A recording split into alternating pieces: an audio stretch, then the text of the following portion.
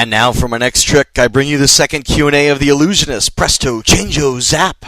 Howdy. I'm Jeff Goldsmith, Senior Editor for Creative Screenwriting Magazine, and I'm excited to bring you this, our second Q&A podcast for the film The Illusionist. As you'll recall, over the summer, timed with the film's release, we did a Q&A with the film's producers, Brian Koppelman and David Levine, because the writer-director Neil Berger was not in LA at the time. But now, months later, and after quite a box office success, we have a Q&A with Neil Berger, and it was a good day to do the Q&A, as Neil was nominated for an Independent Spirit Award for his writing of The Illusionist. That actually makes our last two podcasts Spirit Award nominees, as Little Miss Sunshine was also nominated for writing. And it's that kind of awards nomination season, and things have been really busy lately. I actually have 4 screenings next week, possibly 5, so it's basically that time of year where all the screenings happen before the holidays. So I'm happy to say we're in the thick of it, which is why I've been horrible about responding to your emails. I promise after next week to email everybody back, as it's always kind of wacky to hear what's going on and how these podcasts affect different people. Like, for instance, somebody wrote me this great email about how they got their teenage son into the film Brick after hearing the podcast. And while I was reading the email, the phone rang, and I hit the delete button accidentally. So, since this was one day ago, if you're the guy that wrote that email, send it again, because I really did accidentally delete it.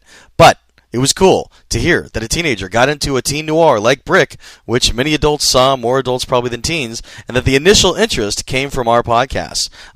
Seriously, resend that email and I'll write you back. And for everyone else who would like to write in, tell me what you're listening to, what you're digging, what you're not, and what's kind of inspired you. I swear, I'll respond. And you could email us at rsvp@creativescreenwriting.com. Ooh, hey, almost forgot, with the holidays upon us, feel free to take advantage of the 10% off any of our 50 Expo DVDs.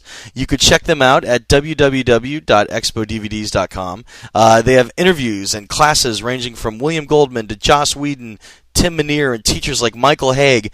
Just type in the discount coupon code DVD Podcast, and it will take 10% off of your order. But the coupon is only good if used before January 1st, 2007. One note about the sound in today's podcast. We had to use the sound from our backup device because there was a glitch, and then it evens out, and we get the feed straight from the microphones, recorded by good old Gary Watson, who was up in the booth, so hang tight. The sound gets better really quick. But now, without further ado, let's jump right into the Q&A with writer-director Neil Berger on the day he received his Independent Spirit Award nomination for writing The Illusionist.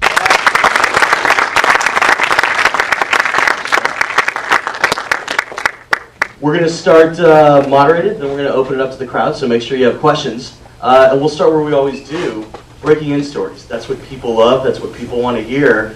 Talk about how you ended up as a writer-director. I know your first film was Interview with the Assassin in 2002, in which you worked with Brian Koppelman and David Levine. Talk about how you met them, how you got an agent, and breaking in. That's a long story. The clip notes. What I was doing, I was actually a painter in college, and then decided that I wanted to, I was more interested in moving images rather than sort of static ones, and figured I needed to pick up a motion picture camera. But I was doing much more experimental film, projecting films on buildings and things like that.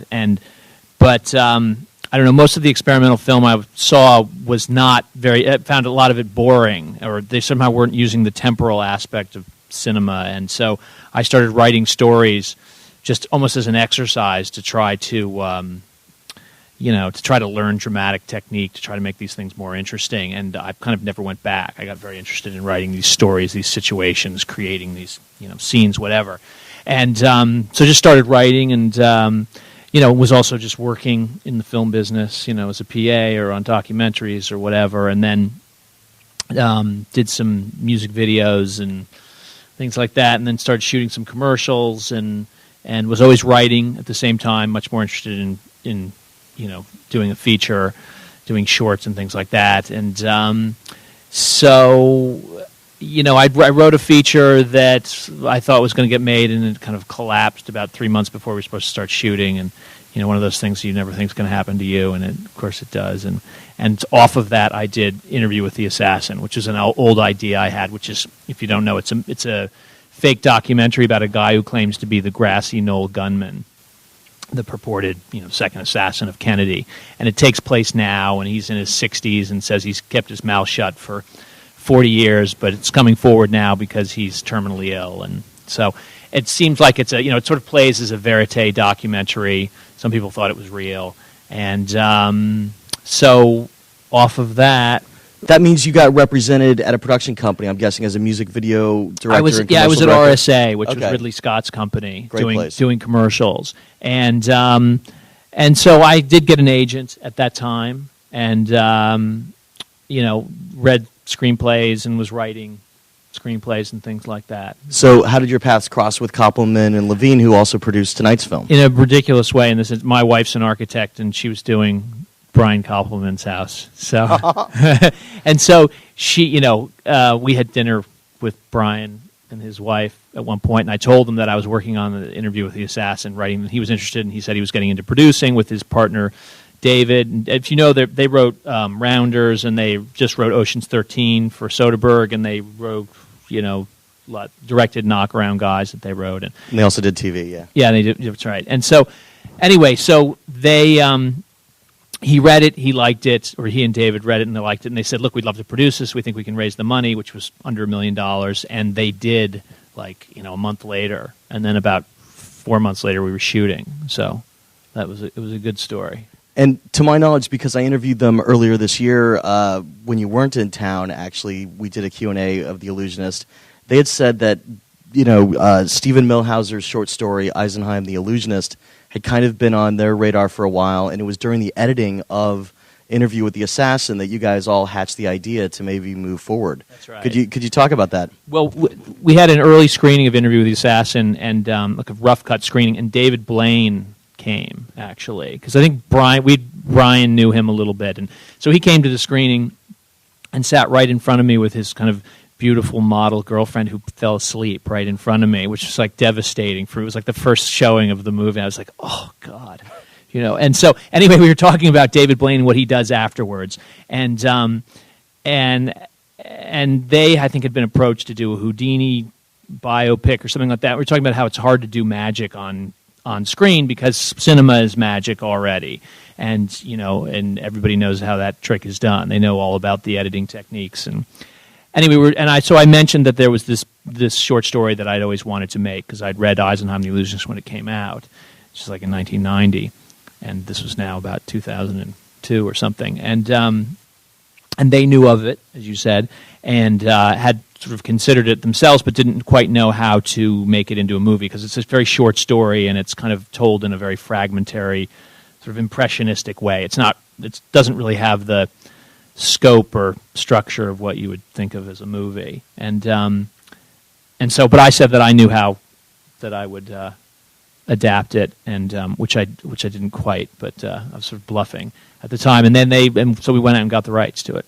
So. Talk about this short story and your adaptation process, because one of the interesting things is you really invented a whole new story within that landscape. In the short story, to my memory, there's no Leopold, there's no Sophia, there's not even Inspector Uhls. He's only mentioned by name. Right. Talk about getting into the story and what the story was and how you turned it into what it is. Right. Well, I mean, the story is this sort of lyrical gem of a story, but as I said, not quite a movie. And it's really just about Eisenheim as a boy, and then mostly though as his. In his professional life, but it's told from the point of view of really the writer who's writing the story, who's looking into old playbills and, diary entries of people who have seen his performances and, that kind of border on something perhaps, supernatural. And so the apparitions are sort of the main, part of the story. Anyway, and he gets in the short story. At the end of the short story, he gets arrested, as he does in the movie. And Inspector Uhl arrests him, and the charges against him are for, crossing of boundaries, for blurring the distinction between art and reality, basically, which is a cool idea, but not really enough to hang the climax of a movie on. So I wanted to keep that idea and that kind of idea in it, but felt like I needed something more sort of powerful and emotional and personal for it. And so I created the character of Sophie, and I created the character of the Crown Prince to kind of represent, the authorities. And originally he was arrested because of the subversiveness of conjuring spirits.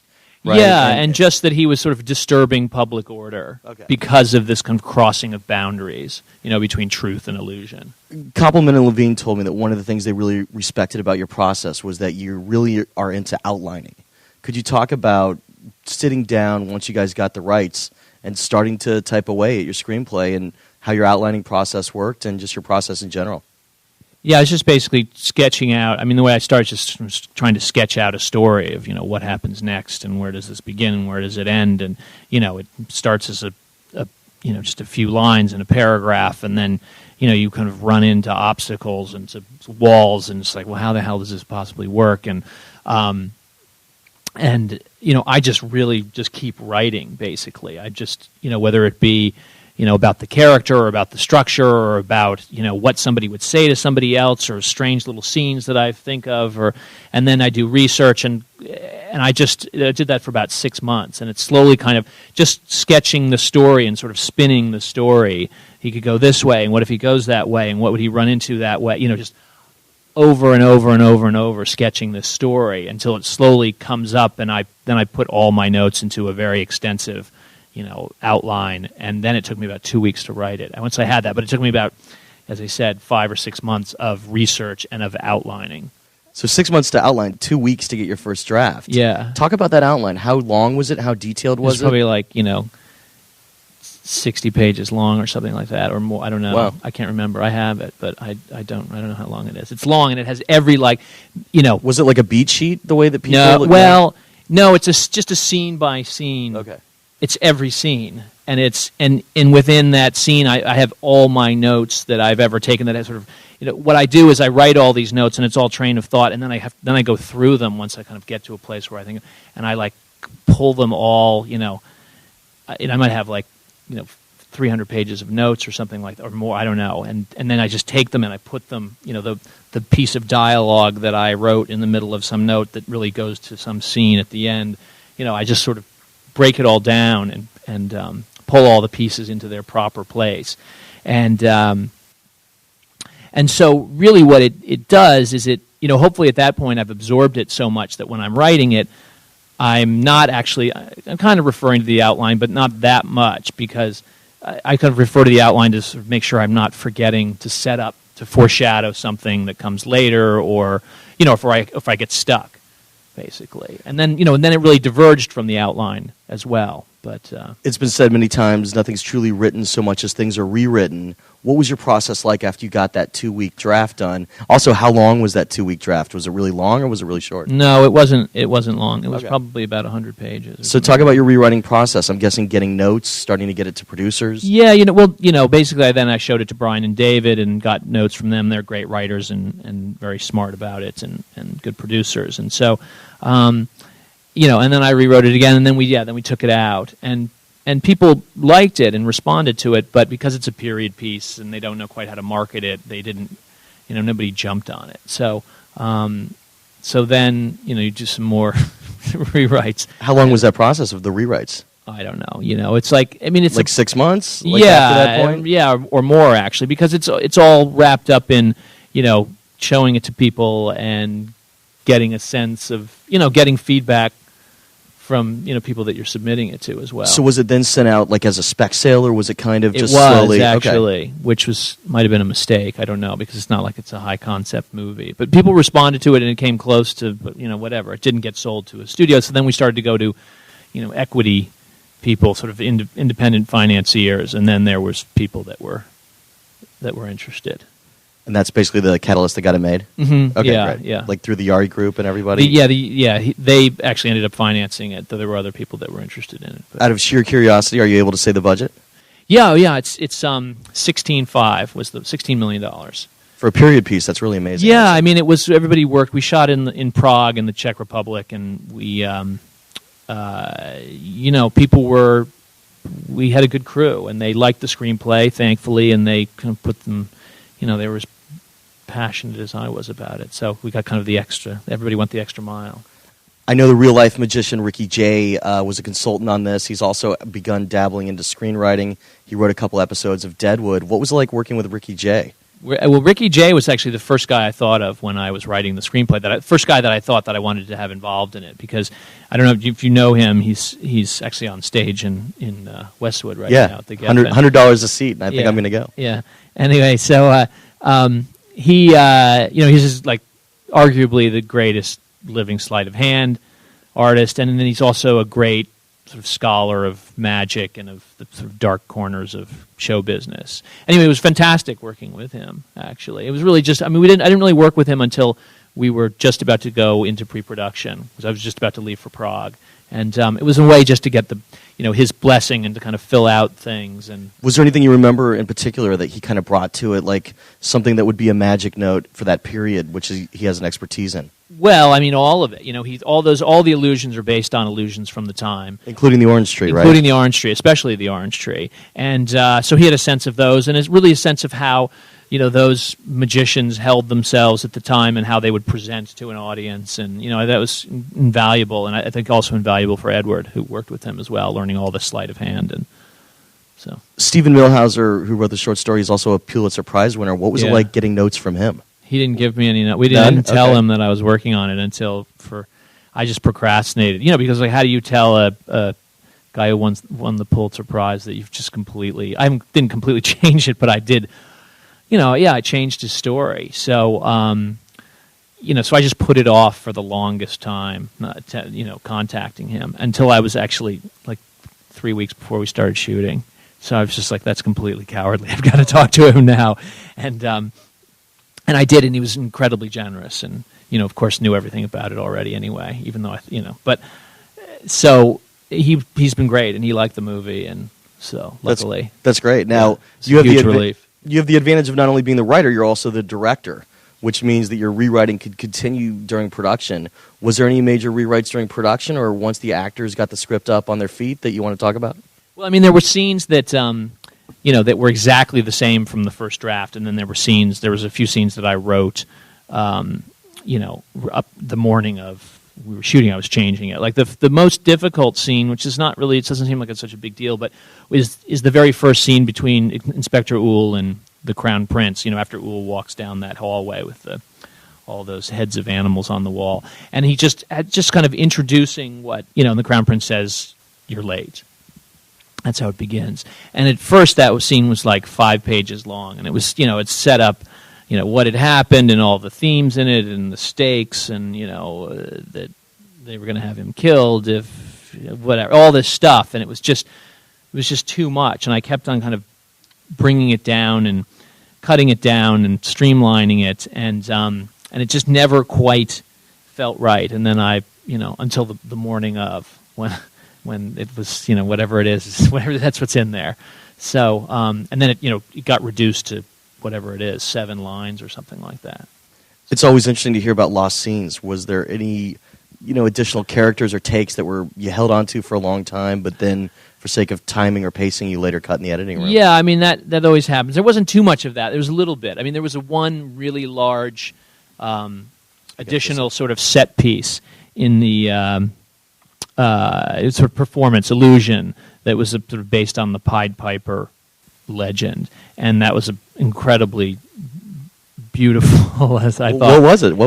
It was a scene in the Vienna theater that was just Eisenheim sort of enchants these children, and they're not quite sure whether he's put them in a trance or whatever, and they go on stage, and they go in, the curtain opens and it reveals this massive hillside that looks incredibly realistic, even though it's a set on stage, and there's a door in the hillside, like it's supposed to be the Koppenberg Hill, which is the Pied Piper legend, and he opens the door, and he leads these children into the hill, and then he stays on the outside. They go through the door closes, and he brings his hand down, and the whole set disappears, and you see the back wall of the theater, and so the set disappears along with the children, and which freaks their parents out, and it originally was something that just got Uhl's attention, and he began sort of being suspicious of him and investigating, even though he was fascinated with him at the same time.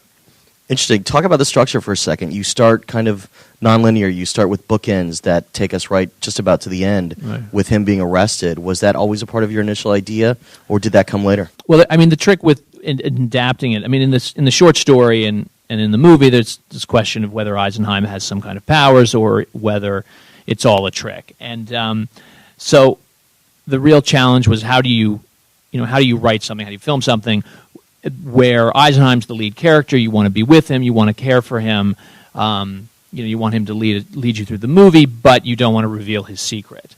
So what I did was to Inspector Uhl is maybe about 5 mentions in the short story, and I decided that I was going to expand his role and really tell the movie from his point of view, because he is a guy that he is fascinated. He cares for Eisenheim. He's fascinated with Eisenheim. He knows everything about Eisenheim except for Eisenheim's secret. He doesn't know quite what the true nature of this man is. So that was my way, structuring it that way. And the way when I wrote it, and it's a little looser in the movie, but when I wrote it, it was very much the organizing principle of the structure was that everything that you would see in the movie was from Uhl's point of view, Giamatti's point of view, whether it was reported to him, whether he witnessed it himself, or whether his agents reported to him, or he was speculating on it. It was all somehow in his mind, and so that's kind of the way I organized it. And it was that was a way to be close to Eisenheim, yet to keep him a mystery.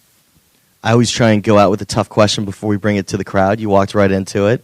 Just it's kind of an interesting debate, the point of view in the movie, and for showing magic tricks, whether to show the physical reproduction of a magic trick or use CGI.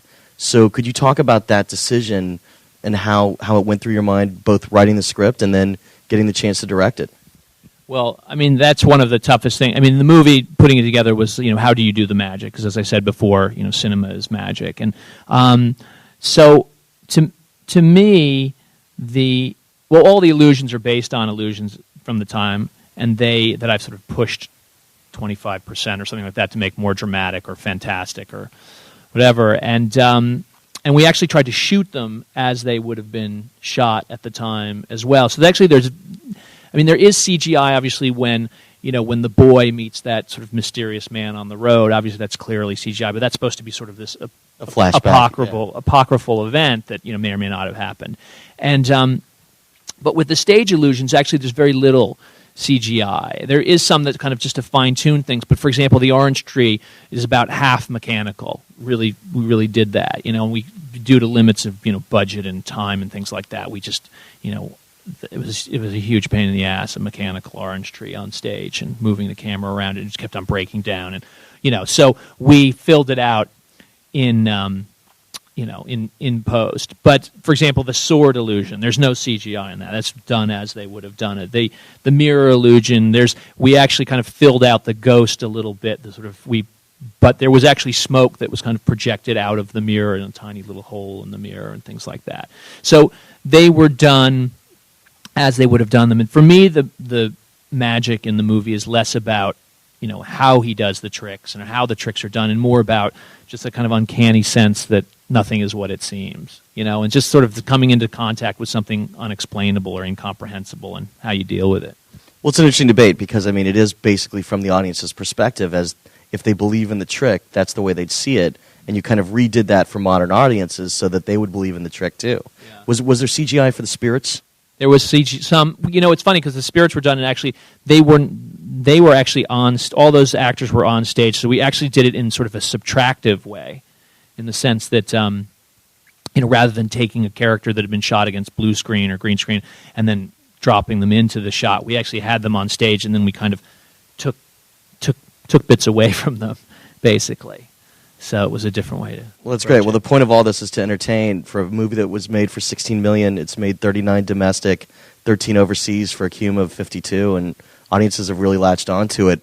Let's open it up to the crowd. Speaking of audiences, for a few questions. The question was, what point in time did you become aware of The Prestige, also based on a book, and did it affect your moving forward with production at all? It didn't affect. I think I'd written the screenplay, and we had our financing, and we were kind of moving ahead. And then I found out that there was this other project, which is hugely depressing, because it was, it's a much bigger, it's a $40 million movie, and backed by a major studio with all the marketing muscle and all that. So, we actually showed it at Sundance last year, and I think they shot last spring. So we were done before they even barely started. So, but they kind of rushed it out, and I don't know. I hear I haven't seen it actually, but I hear they're different. I saw The Illusionist at Sundance actually, and the crowd really loved it. The first screening was at the Eccles Theater with 1,200 people, and it's pretty exciting. Let's go for another question. You all the way in the back.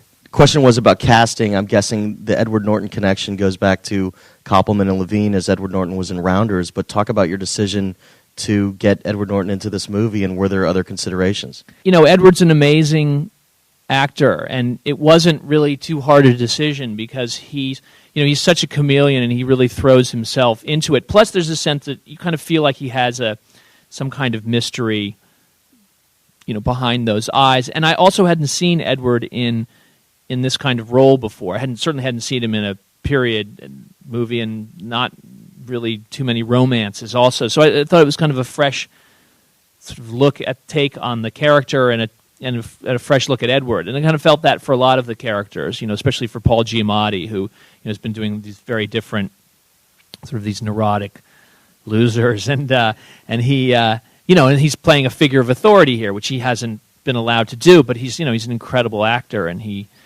can do it. He has a real quiet power. And Michael London's one of the producers of the film too, and he had produced Sideways. Yeah. Was this right after Sideways was done filming? I actually met Paul for the first time on the day that Sideways came out, and this was the movie he wanted to do next, The Illusionist, which was incredibly flattering and incredibly lucky for us. It's a great role. Let's go for a few more questions. How early on was Ed Norton involved? He came involved. He came in. We shot in April of 2005, and he probably agreed to do it sort of in October of 2004 or September of 2004. So we had our money beforehand and made an offer to him.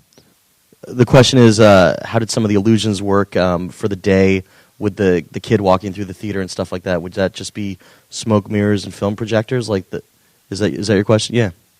Well, the apparitions are all based on, as I said, there's all sorts of different spiritualism was very big at the time, and people were using, the idea of ghosts in these performances in the late, 1890s and 1900, and so there was all sorts of different ways that they did them at the time, and also it was kind of the birth of cinema, which went very much, which kind of came at the hands of a lot of magicians, the Lumiere brothers, the Méliès. They were all, had involvement in as illusionists, and so some of them had to do with projections. Some of them had to do with there's something called Pepper's Ghosts, which were they would put a huge piece of glass across the front of the stage, angled down toward the orchestra pit, and you wouldn't notice that there was glass there. And then it was very dark in the theater, and they would light these figures that were unseen down in the orchestra pit on their sides, who then reflected up on the glass, appeared to be on stage interacting with real people that were on stage. So it was it's a combination. It's all based on a number of different things, and sort of the look of the apparitions themselves were kind of, at least for me, were based on mirages actually. And the Pepper's Ghost was what they later used for technology for newscasters too, for the teleprompter. Yeah, it's a half mirror glass sort of thing, and it's been used for special effects in films as well. Was that a hint when Edward Norton said, "Leave the lanterns" when they're packing up all their stuff? It kind of is. Okay. Yeah. Great. A few more questions.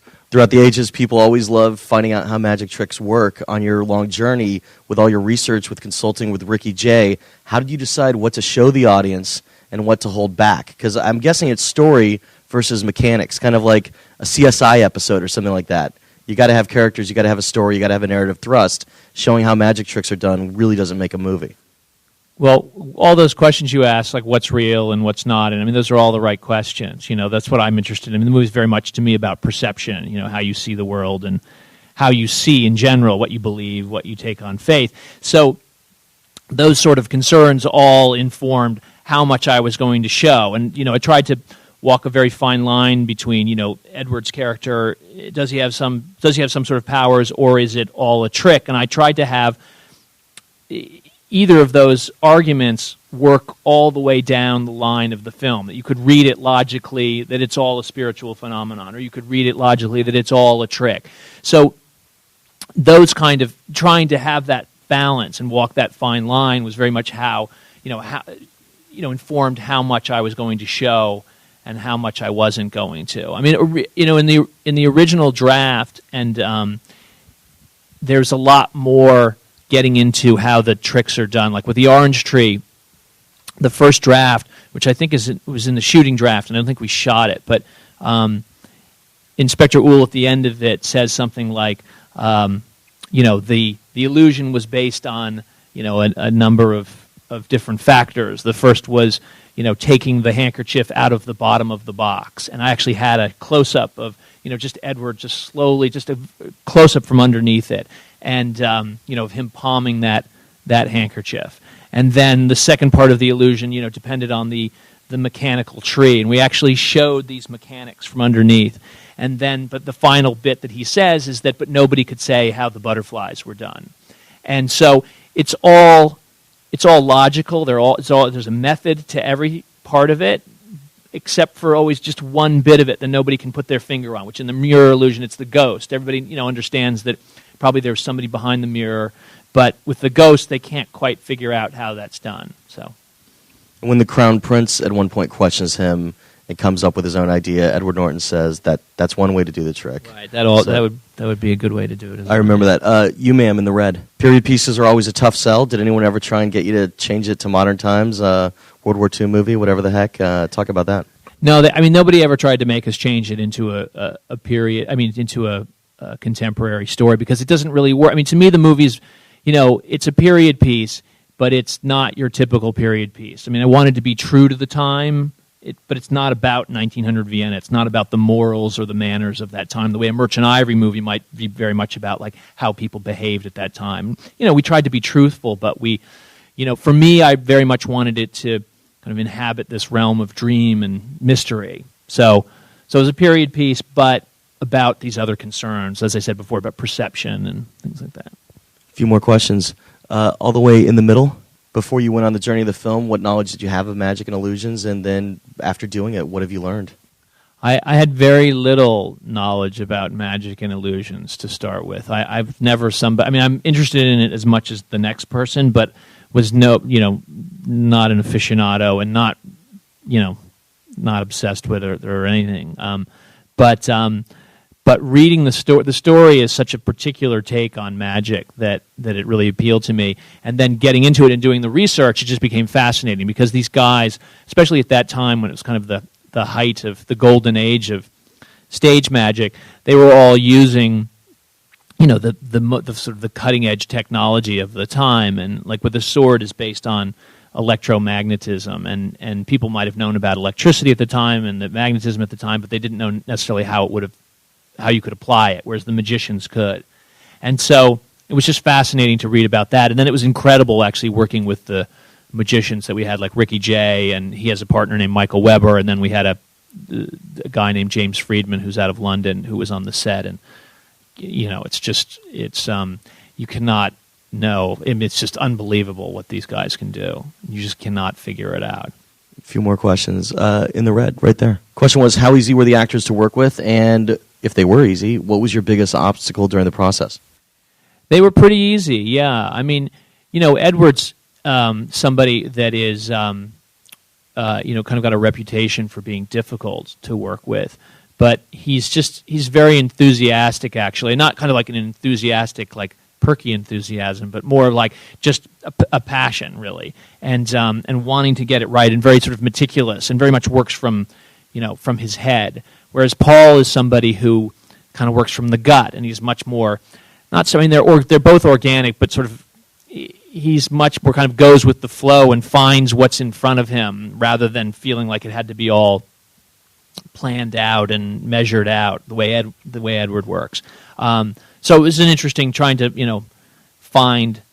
You need to put those two guys who are working in very different ways together, and they've got to be directed in a different way. They need different amount of time to find their kind of comfort zone with the scene and what's happening. So it's challenging, but no, they were all great, actually. And your greatest Thankfully. obstacle, the second part of the question. The greatest obstacle was really just, was like doing a period piece is a huge pain in the neck, actually, with horses and stuff like that. I mean, it's wonderful in a way, but everything you point the camera at obviously has to be created. And so, I mean, I think the two challenges were really how to do the magic, and we've talked about that a little bit. How to pull that off and make it so, because magic on screen, it's like, who cares? It's like, they put somebody in the box, and then we cut away and we cut back, and there's nobody in the box anymore.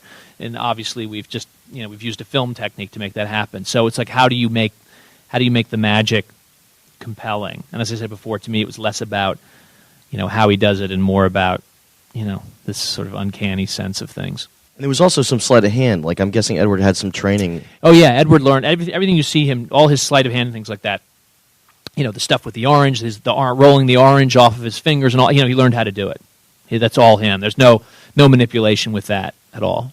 Great. Time for one or two more questions. Great question. Talking about the post-production collaboration with, you're the writer, you're the director, but now you're working with an editor. It's a great place for new ideas to come on. Talk about the changes that went through and what that collaboration was like. There's definitely that kind of collaboration and editing, and it's a very, cutting out of scenes earlier or getting into them later and, or slightly reshuffling them and things like that. And, the trick is to really, when you're, you write something and then you shoot it and then you get in the editing room and you're like, we're done. You watch a scene go and it's like you want to get out of it much earlier. And really the challenge is when you're, coming back and writing something again, it's like having the correct information. If there's some important piece of information at the end of that scene that, in a movie that's kind of a puzzle or a mystery like this, and just as far as the energy goes, you feel like you need to cut out of it early,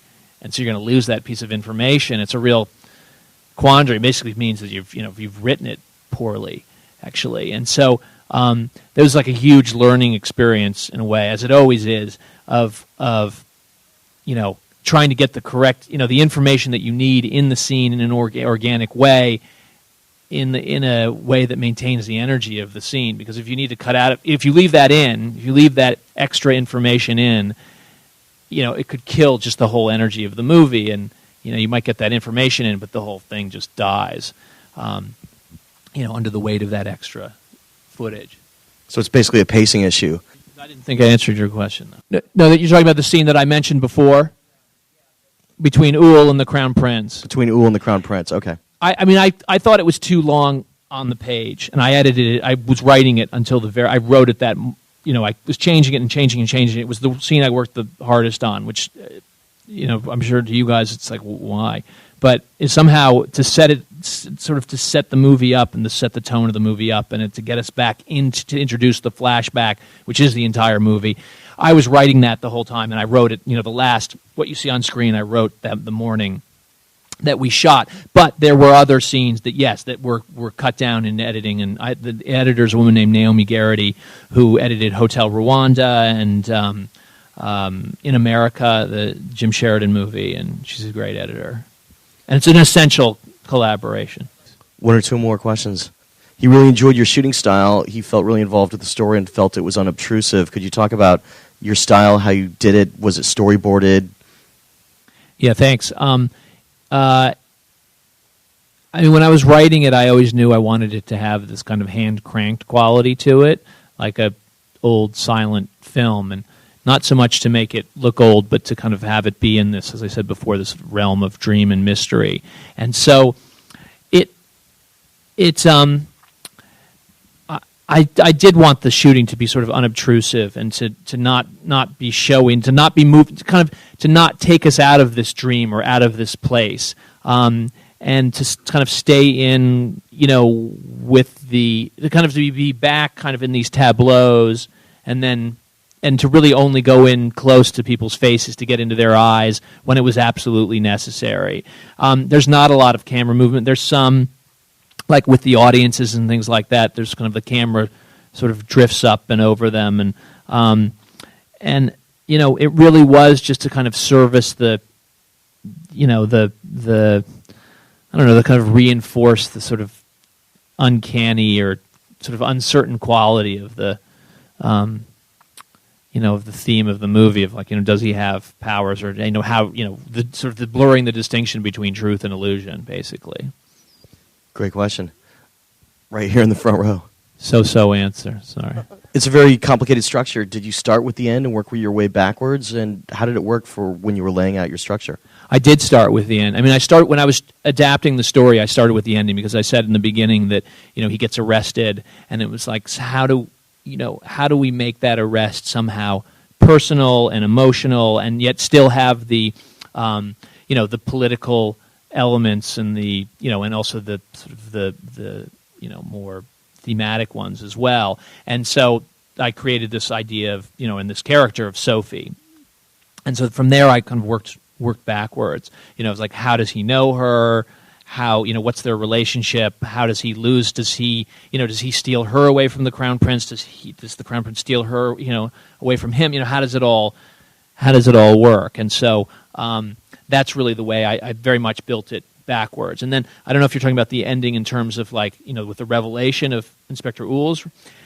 Well, I mean, originally the story was much more. The ending was significantly more in his mind than it is. To me, it still very much is just conjecture on his part. I mean, it's completely valid that people are like, they got away and great, happy ending, and that's fantastic. And I think that's what most people feel about the movie, and that's great, and I feel that way also. But I also, people have said to me, because I've done screenings like this before, they're like, no, it was all in Inspector Ools' mind. And I think, and that's, and I like that response, because in the original draft, the very, very first draft that I wrote, it was much more tilted in that direction. That Eisenheim had kind of passed into this other realm, but Uhl thought he had a concrete analysis of it, and sort of over time it sort of shifted the other way. We talked earlier about collaborations, obviously with the post-production team, with your producers, your actors, etc. How do you collaborate with your composer, in this case Philip Glass, and talk in terms that you're not used to, music? Or do you just let somebody like that go and know that, hey, it's Philip Glass, it's going to be great? Well, yeah, I mean, Philip Glass is incredible, and it was kind of intimidating at first because you inevitably hear some things that don't work against your film the way you want them to, and then it's like, well, how do I tell sort of one of the greatest living composers that he needs to change his score? So, but he's an incredibly nice guy, and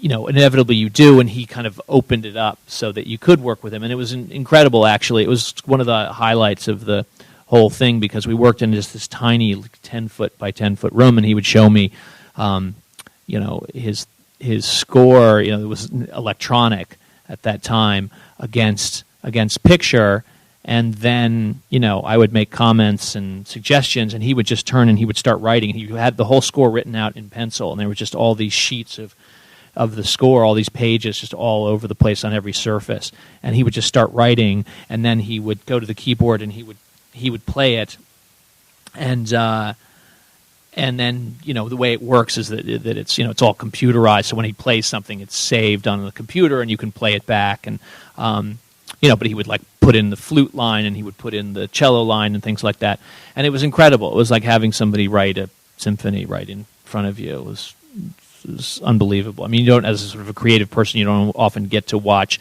somebody else really in their creative moment, and this was a real opportunity to do that.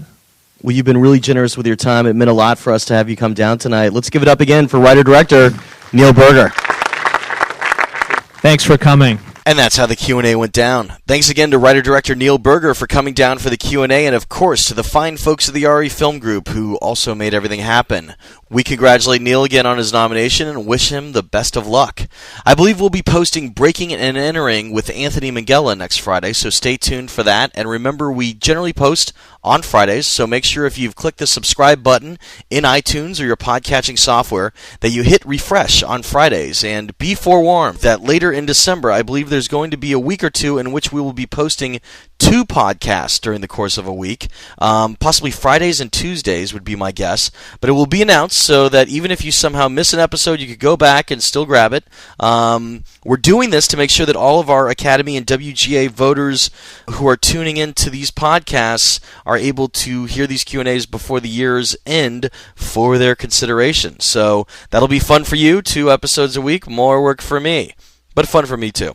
Also, thanks again to everybody who's been tossing tips into our PayPal virtual tip jar. If you dig this podcast or a certain episode, please feel free to toss in a tip by going to www.creativescreenwritingmagazine.blogspot.com and look for the PayPal icon on the top right. This helps pay for equipment, tapes, drives, bandwidth, and, of course, beer. I'm Jeff Goldsmith, Senior Editor for Creative Screenwriting Magazine, thanking you again for tuning in and telling you to stay out of trouble. Till next week.